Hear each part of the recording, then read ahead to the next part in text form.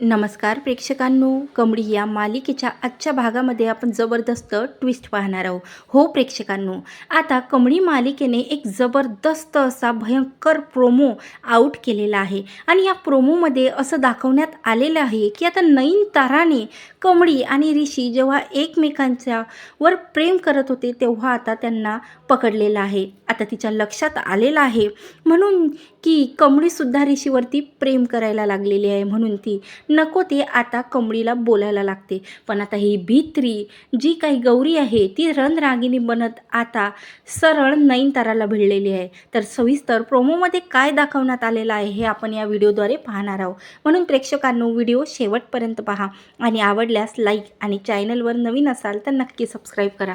इकडे मात्र अनिकाने जो व्हिडिओ क्लिप आता ऋषीच्या पाठवलेल्या असतात त्या म्हणजे नयनताराला. आता नयनताराच्या लक्षात आलेलं असतं की ऋषी हा सिद्धटेकला गेलेला आहे, म्हणून काहीही विचार न करता ती लगेच सिद्धटेकवरून मुंबईवरून सरळ येते सिद्धटेकला.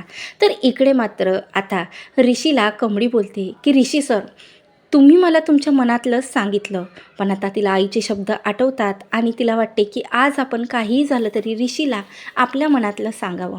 म्हणून कमळी बोलते की ऋषी सर, तुमचं माझ्यावर खूप प्रेम आहे मला माहिती आहे, पण माझंसुद्धा तुमच्यावर प्रेम आहे. तेव्हा मात्र ऋषीचा आनंद काही गगनात मावत नाही. आता स्वतः कमळीने ऋषीला प्रपोज केलेलं असतं आणि अशा प्रकारे दोघांचं घट्ट एकमेकांवर प्रेम झालेलं असतं.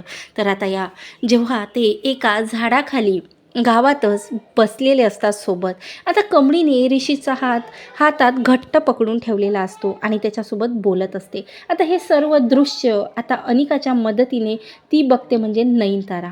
आता नयनतारा जोरात असता कमळीचा हात पकडते आणि बोलते की बाद झालं. तर लक्षात आलेलं असतं आणि ती कमळीच्या जबरदस्त अशी कानाखाली मारते. तेवढ्यातच तिथं ती येते म्हणजे सरू.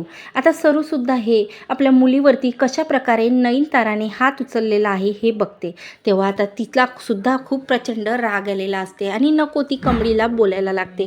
तेव्हा आता इकडे नयनतारा बोलते की हो, अरे तू कमळीची आई आहेस ना, म्हणजे साधना बनून माझ्या घरी राहिली आणि तू सरू. अगं खरंच तुझे संस्कार खोटाटे आहेत गं. तू नेहमीच खोटं बोलत आलेली आहे, म्हणूनच हे सर्व घडलेलं आहे. तुझी मुलगीसुद्धा तुझ्यासारखीच खोटारडी असणार आहे. खरंच माय अशी तर लेकसुद्धा अशी असणं म्हणजे काही चुकीचं नाही आहे. त्यावर आता लगेच इकडे नयनतारा बोलते की ए कमळी, तू माझ्या नयनताराच्या घरची सून बनण्याचं स्वप्न बघत आहे ना, आणि हे तुझ्या डोक्यात सगळं तुझ्या आईनेच भरवलेलं आहे ना. अगं खरं तुला माहिती तरी आहे का की तुझे वडील कोण आहे आणि चालली तू इनामदाराच्या घरची सून बनायला. तुझी लायकी तरी आहेस का? माझ्या घरचं पाय पुसणं बनायची सुद्धा तुझी लायकी नाही आहे. तेव्हा आता लगेच ती पुन्हा कमळीवरती हात उचलायला जाते. तेव्हा लगेच आता गौरी नयनताराचा हात पकडते आणि बोलते की बाद झालं. खूप बोलल्या तुम्ही माझ्या मुलीला, आणि तुम्हाला काय माहिती आहे कमळीविषयी? कमळी कोण आहे हे बघा. तुमच्या जेवढ्या कंपन्या आहेत ना त्याच्यापेक्षा जास्त कमळीच्या वडिलांच्या आहे आणि तुमच्यापेक्षा जास्त मोठे लोक ते आहे. खूप मोठे इंडस्ट्रीचे मालिक ते आहेत आणि तुम्ही माझ्या मुलीबद्दल असं काय बोलू शकता? त्यावर आता लगेच ती नयनतारा बोलते की सांग ना मग, सांग सरोजा, कमळीच्या वडिलाचं नाव आहे तरी काय? पण आता सरोजाला प्रचंड राग आलेला असतो आणि बोलते की खरंच ही कमळी अशी मुलगी आहे की जिला बापाचं नाव माहीत नाही आहे आणि तिच्या आईलासुद्धा तिच्या वडिलाचं नाव माहिती आहे का नाही हे तिच्या आईलासुद्धा माहिती नाही आहे. तेव्हा आता असं स्वतःच्या चारित्र्यावरती नयनताराने जेव्हा असा भयंकर बोलणं तिला बोलली तेव्हा आता सरूचा हात आता नयनतारावर उचलते आणि बोलते की तुला काय माहिती आहे गं? अगं ज्या अन्नपूर्णा इंडस्ट्रीमध्ये तू स्वतःच्या कंपनीला 50% ज्याचा तू भाग बनलेली आहेस ना, त्या कंपनीची मालकीन माझी कमळी आहे. तेव्हा आता असं सर्व काही ऐकते ती म्हणजे अनिका. आता अनिका चकित होऊन जाते आणि बोलते की हिला आपल्या कंपनीचं नाव कसं माहीत, आणि ही अशी कशी बोलू शकते? ही कमळी त्या कंपनीची मालकीन आहे. तेव्हा आता लगेच इकडे नयनतारा बोलते की काय बोलते? अगं ते अन्नपूर्णा आजीने थोडी काय तुझ्या मुलीवरती प्रेम दाखवलं तर तू चक्क तिला त्या अर्ध्या कंपनीची मालकीण बनवतेस. खरंच ग सरोजा, हात जोडले तुझ्यासमोर. तुम्हा मायलेकींना ना आता जेवढे अवॉर्ड दिले तेवढे कमीच आहे. तेव्हा आता लगेच सरोजा बोलते की मी खोटी नाही बोलत आहे. मी गौरी राजन महाजन आहे आणि अन्नपूर्णा निवासची मालकीण.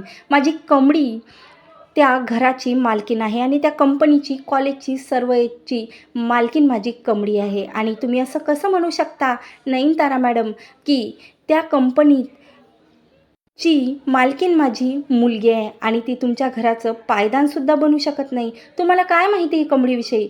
हो कमळे, आज मी जे सत्य नयनतारासमोर सांगितलं तेच खरं आहे. तू राजन आणि माझी मुलगी आहेस आणि अन्नपूर्णा आजीची मोठी नात आहेस.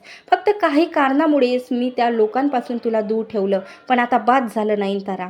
तुला आता मी दाखवून देते की माझी मुलगी नेमकी कोण आहे. आता असं सत्य सांगितल्यावर मात्र ऋषीला खूप आनंद झालेला आहे की अन्नपूर्णा निवासची मालकीण ही कमळी आहे. अशा प्रकारे आता रागाच्या भरात नयनतारासमोर स्वतः गौरीने कबूल केलेलं आहे की कमळी ही राजन आणि गौरीची मुलगी आहे. अशा प्रकारे आता कमळीसमोर सुद्धा सत्य आलेलं आहे.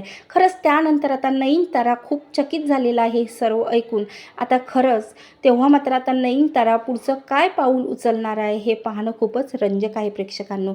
म्हणून असेच कमळी मालिकेचे अपडेट जाणून घेण्यासाठी माझ्या चॅनलवर नवीन असाल तर नक्की सबस्क्राईब करा. व्हिडिओ आवडल्यास लाईक शेअर जरूर करा. धन्यवाद. जय गजानन माऊली.